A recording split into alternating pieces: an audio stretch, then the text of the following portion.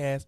We have a very special guest in house today with us. I'm going to let her introduce herself. Okay, my name is Tonya O'Neal. I am a native Washingtonian. I've lived in D.C. for 56 years. I have four children that I have raised here, and I've been through some obstacles in life living here in the city. Addiction, I've overcome, abuse, and all sorts of things. And I'm here today now um, as testimony of how good my higher power is and what he has brought me through. Oh my God. So amazing. Like I said, thank you for being here today. So let's get into it. We're going to tell like a coming of age story today, and you are going to be the narrator of that story. So I'm sure our listeners are in for a special, special treat. I always like to start it off with, giving our listeners a little perspective of who Miss O'Neal was prior to becoming a justice impacted individual. So everyone knows that you are seen, heard, you had a vision, you had purpose in life, right? And we always want to paint that picture from, your own lived experience. So tell us a little bit about what life like was for you before you got involved with the legal system. Well, life for me, like I said, I grew up in D.C. My mother, grandmother, uncle, we had a family house, okay? We didn't own it, okay? Okay. But all of us lived together Oh in the my God, house. so beautiful. Um, I was a church girl. Grandma always made sure I went to church, and at the age of 9, I had this feeling overcome me, and I started to cry. And my grandmother told me that that was the Holy Spirit. I Mm. didn't really understand it, but I knew it was something that was pulling me. So I joined the church. I was a junior usher on the choir. I was just so involved in church. Not to mention, my father passed away 2 weeks before my 13th birthday. Oh, And God that's rest when, his soul. yes, and that's when a lot of things started. Um, I did not know how to deal with his death. I was his only child. And not to mention, I grew up in a house of secrets. Everything that was done in the house stayed in the house. As So, you from cradle to grave, it's going to go yes, with you, right? yes, Okay. yes. Mm. Um, so I found something to take away my pain, which is when I started getting involved with drugs. Um, and that was at the age of 13. Mm. By the time I was 16, I was institutionalized at St. Elizabeth's at 13 for trying to take my own life. Wow. So, So I was back in a psychiatric institute when I was 16 because of the use of drugs and what it had done to wow. me. So later on, I mean, during that time, I had done a lot of things that could have gotten me in trouble and did get me into trouble, but being incarcerated was a not yet. But it Yes. happened. So, It eventually happened. the way you just, laid out that yellow brick road and talked about some of those public health things that go unnoticed, Yes. how we deal with grief and loss from your experience, like you said, losing a loved one that's near and dear to us, talking about substance use that creeps into our communities, but Yes. where are the resources and services to, in my throat, help young people coming of age understand that it can't just be a campaign slogan of, a drug-free zone sign near a school or say no to drugs. Like we have to have life application to these things. Yes. And then just saying how that steered, a pathway, um, straight into the penal system. And so I thank you for bringing context to that public health things. And if you want to add anything more to that about how come you can be falling prey to a world that you were born into, Mm.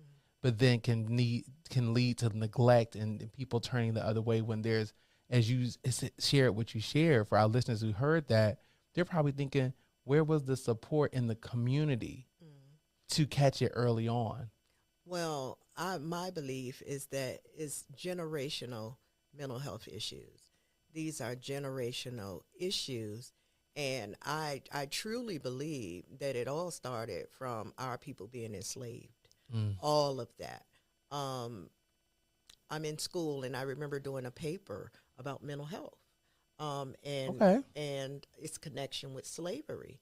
And back then, they didn't believe that black people could have mental health issues, and they thought that the cure was to whip us. Mm. So, um, Spare the what would you rod, think? spoil the child. Yeah. You going to So, lead with the staff as a shepherd, or you going to lead with the whip? Jesus. so that's why our people don't really seek help.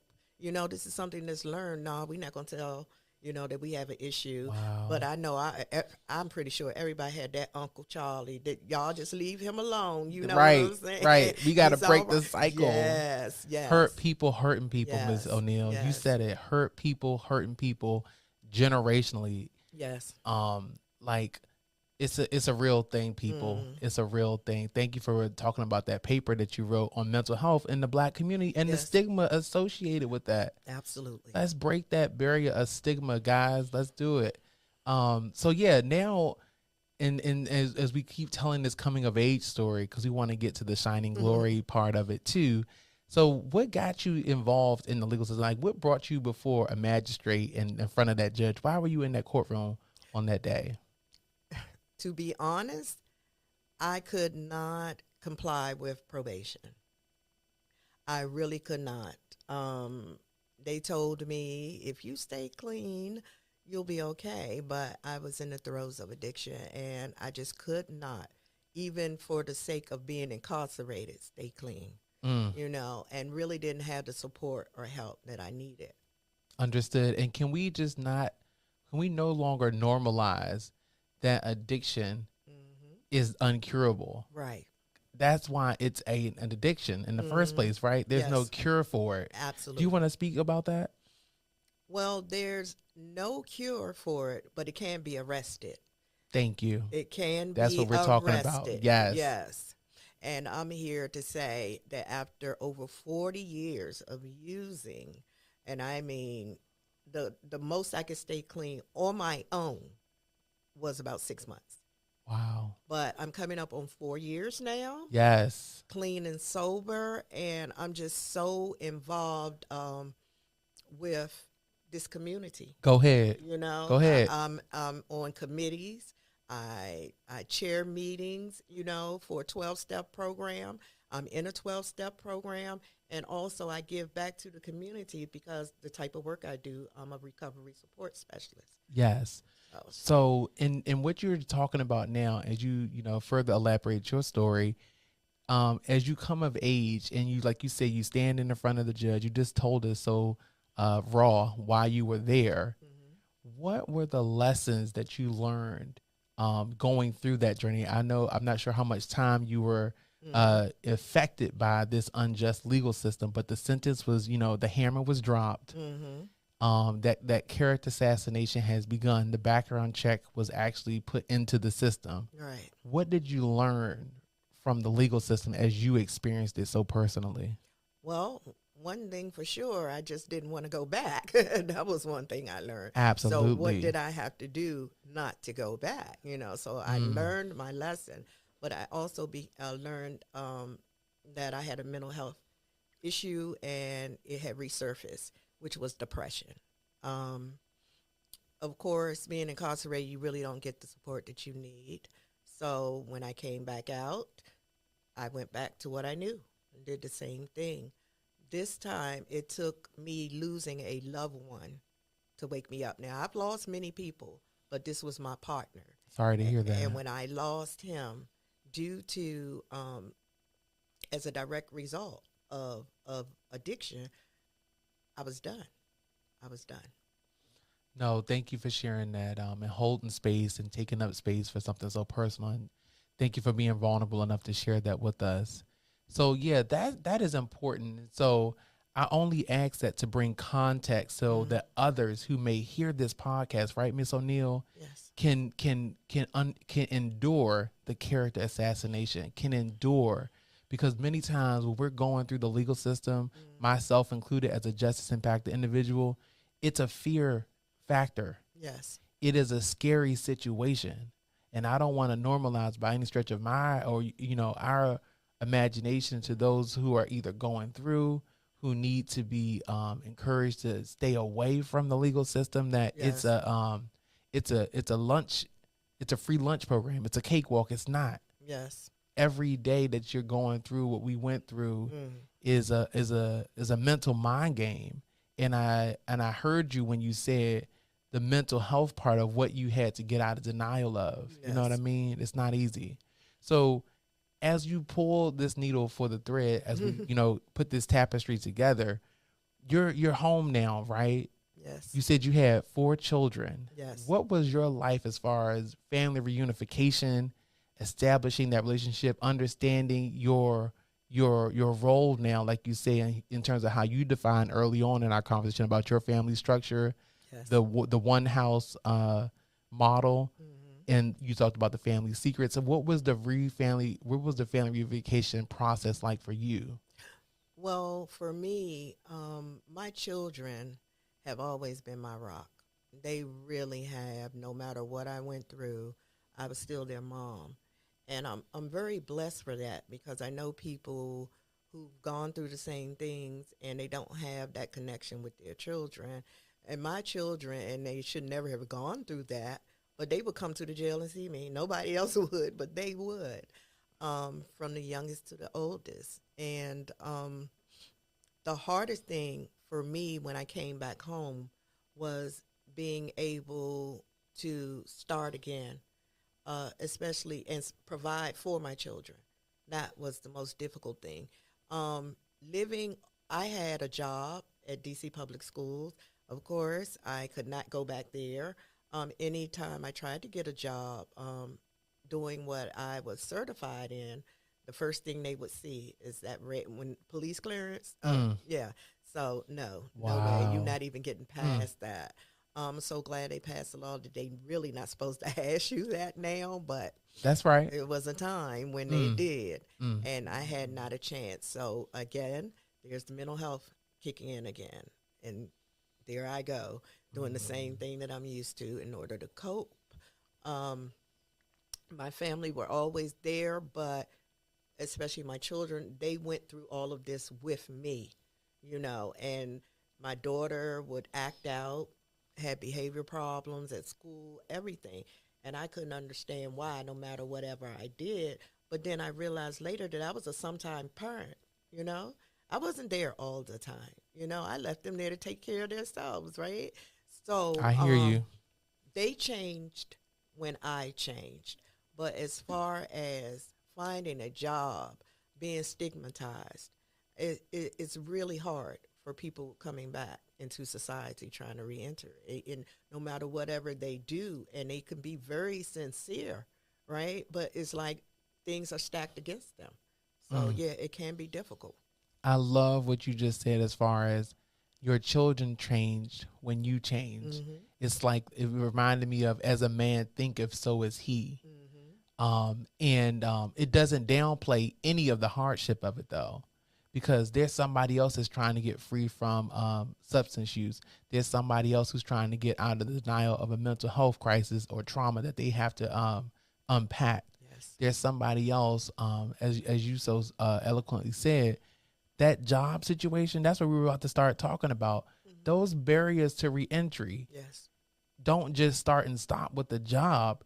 It's the food, clothing, the shelter. It's the bare necessities. Can you just, illuminate that for people so we can really undo some things when it comes to breaking these cycles? Well, as far as the employment, housing, all of those can be barriers, especially when reentering society. I was fortunate to have found this program that really helped me What was the a name of the lot. program? The program is the National Reentry Network for Returning Citizens. Okay, now, no, we investing in people, not prisons. Okay. Yes. Yes. And it was during a time when I really didn't have much income. Um, relying on the government for monies that really don't last that long, having to rebuild my life and back to where it looked like some type of normalcy. All of that, but because of this program that the National Reentry Network, Woohoo! That's right. Mr. Stewart gave me a chance. My God. And no matter how many times, and I would come with the smile, and to be honest, I was still on the fence though, but I was pushing more away. You know what I'm saying, to the greener side because of this program. Because he Wow. gave me an opportunity to hear my voice, and not only that, we were helping each other. The people who were on the cohort, we were helping each other by sharing our experience, strength, and hope. And Yes. I love that, and it didn't hurt that it was a little bit of change in my pocket either. So Yes. yes, Yes. so yes, that this program is very instrumental in me getting clean, staying clean, and staying out of trouble. Wonderful. I thank you for acknowledging that, because as you taught that to me now in terms of your lived experience, hopefully someone who heard that understands that the first 30, 60, 90 days are critical Yes, to not recidivating, yes, and having a social network where we use our model for returning citizens by returning citizens. Like you say, we take our breath to no longer, it's not about the gatekeeping. It's about saying, let's reach one, teach one. absolutely. Go ahead. I'm sorry. No, I say absolutely. Yeah. So hearing you say that, it just speaks volumes to someone else who can know that, you know what? Don't give up. Don't give up. A brighter day is coming. It's so important. I love that. And so, because of this opportunity, I know, Miss O'Neal, you are singing the praises today, and I can see the smile on your face. Where are you at now in terms of your reentry success story? Where I am now is I'm clean and sober.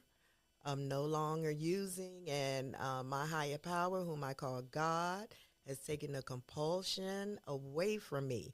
I am a student at Trinity. Woohoo! That's right. Trinity Washington University. I am a junior. I went back at the age of 53, so you can't tell me it can't be I'm done, not mad y'all. at you. Okay. It cannot be done. So it can. Perseverance. And I just do everything I can in order to help others. Like I said, I'm a recovery coach at TNN Services and Solutions. And I go out in the community. I love helping people. I believe that once God saved me, right, I didn't know what my purpose was at first. Let me put it that way. Didn't know I had one. Like, why, Lord, are you keeping me around? You know what I'm saying? Until he showed me when I started getting clean, right, that this is your purpose. This is what I saved you for, to help others. Not to brag or boast, but to speak about how great he is. So he gets all the glory. I love that, because a lot of times, to your point, Miss O'Neal, we know what a pity party can look like. And we know once that pity party starts, it's like, we ain't going to stop, right? It's like dance until my pain away. And I say that very cavalierly, but I mean, we are serious as a heart attack about programming ourselves to stay on the straight and narrow. You know what I mean?